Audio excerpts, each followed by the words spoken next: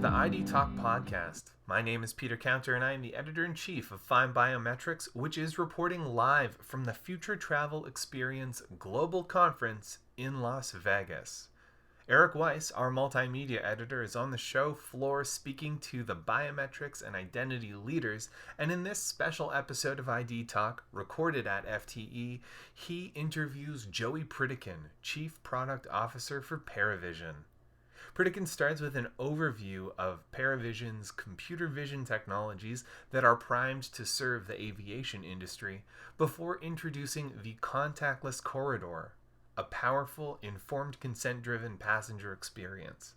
Their conversation digs into the public perception around biometrics, the ways COVID-19 has changed travel, and what we can expect in the year to come.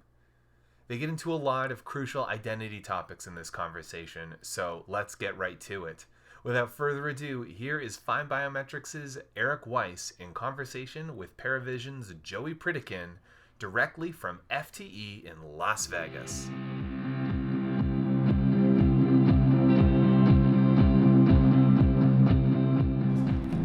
Hello again, and once again I'm here at FTE Global in Las Vegas, and I'm with Joey Pritikin, who is the Chief Product Officer for Paravision. So thank you for joining us. Hey, great to be here, Eric. So first of all, what is it that you're showing off here at the event, and what are you sharing for the air travel industry? Yeah, so Paravision's a technology provider, a computer vision company, and we've specialized in particular in face recognition, and we offer complete solutions that go from cloud to edge that power our partners' services and offerings. So we're really focused on the computer vision side of it so that our partners can deliver world-class travel experiences or access control or ID verification and so forth. And so a lot of it is face search engines, SDKs, that kind of thing, whether they're cloud-based or for edge devices, mobile, that sort of thing. And in this environment, face recognition has become ubiquitous. You go around the show and everybody's showing face recognition integrated, and our goal is to provide the right kind of tools that help our partners to deploy outstanding face recognition in a travel environment. And so in addition to that, we're also kind of taking a little bit of a look ahead into what's possible now in terms of really the next generation of travel. So we're starting to see digital ID and mobile biometrics really become a key part of travel, but we're also looking at what we call a contactless corridor and a really next generation travel experience, and how our computer vision technology could be integrated to deliver that kind of solution for our partners. So you mentioned the contactless corridor. What exactly is a contactless corridor, and how does that differ from the screening technologies that we have in place in airports today? Yeah, so the idea behind a contactless corridor is something where you pre-register and opt-in. Again, it could be a mobile device, it could be another way, and enter a informed consent-driven environment where you simply walk through in a completely touchless, frictionless way and are authenticated by machine vision systems in that environment.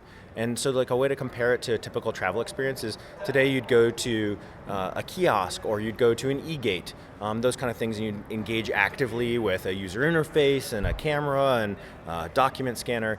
And the idea here is actually now AI and deep learning have transformed computer vision to the extent that it's actually possible to have this completely free-flowing environment where people just walk through and deliver really high-performance biometric authentication.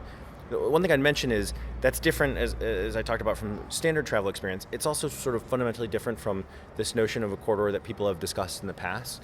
And so, whether it was IATA's Checkpoint of the Future in 2011 or other use cases that have been explored, in the past it's been more of like a pure vision and the art of the possible, but in fact it wasn't grounded in technology reality at the time. And what we've done is actually built the technology, the AI and computer vision capabilities today that enable that, and then we're coupling that computer vision technology with the right opt-in and privacy respecting process, and then the right human-centric design, and pull those together to basically show a blueprint for how such a corridor could be deployed. So you mentioned privacy there, and obviously, and consent and opting in. One of the interesting things about like the modern security experience is that you're being screened at these certain touch points. Are there any concerns about how the public is going to respond to these? Like are you worried at all about people feeling that they're that the technology is invasive anyway? And if that's the case, how do you get people more comfortable with it? How do you make them feel safe using this technology? Yeah. So I think the first thing that's super critical is full transparency. So it's really important for the traveling public or any use case to understand that the technology is being used, what it does, what happens with that data, how they can opt out, what the options are for opting out, and overall what the policy is around that. So once you create that informed consent position, you start creating comfort with the traveling public or whatever the use case might be. I think the counterpart to that is showing the real benefit. So why would I want, now that I feel comfortable with the data, why would I want to use this service, right? What's it going to do for me? And am I going to go through an airport faster? Am I going to have less wait times? Am I going to get access to a certain service? And so I think it's coupling the clear articulation of data, the use of that data, and how you're interacting with it with that ROI to create the engagement. And you think it is a situation where once people start to experience how quickly they can move through the airport, that you're going to get people catching on more quickly? Yeah, for sure. I mean, we've seen this time and time again through different studies that have been done in operational deployments. If you help people understand the solution, if you provide an opt-in and a clear opt-out and a reasonable approach for the opt-out, and a really good reason to engage, travelers and other individuals are generally keen to use these systems. That doesn't mean it'll be the right fit for everybody, but that's why an opt-out is important. That's why sort of a secondary option is important as well. So we're 2 years roughly into COVID-19.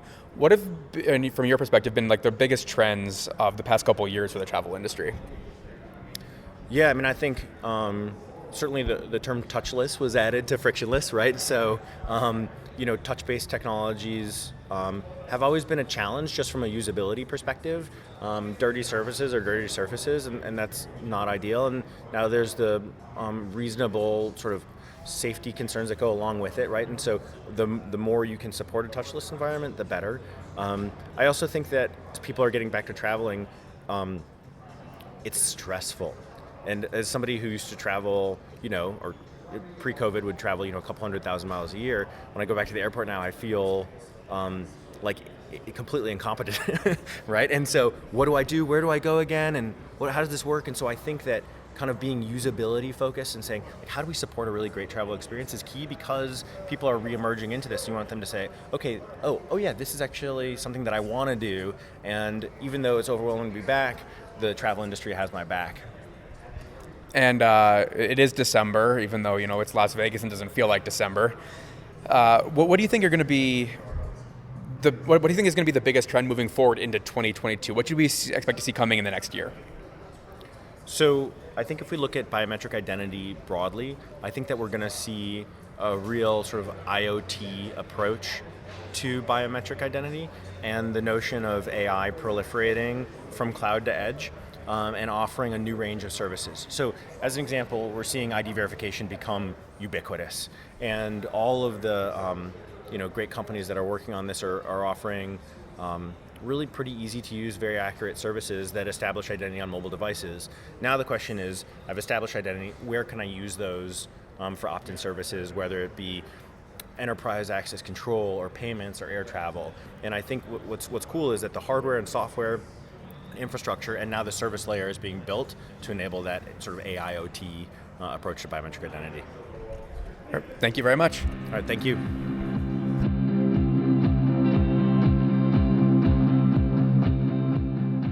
And so concludes our interview with Joey Pritikin, Chief Product Officer for Paravision. To learn more about the topics discussed in this podcast, visit paravision.ai. And to hear more interviews straight from the Future Travel Experience show, stay tuned to FindBiometrics.com, where you can participate in our 19th annual Year in Review survey. The FindBiometrics Year in Review is bigger than ever this year, culminating in a full-day virtual event with prize giveaways for survey respondents, so check that out in the show notes. I want to thank Joey for participating in this episode, and thank you to Eric Weiss for conducting the interview. Our podcast theme music is by Logomrad. I have been your host, Peter Counter. Thank you for listening to the ID Talk podcast.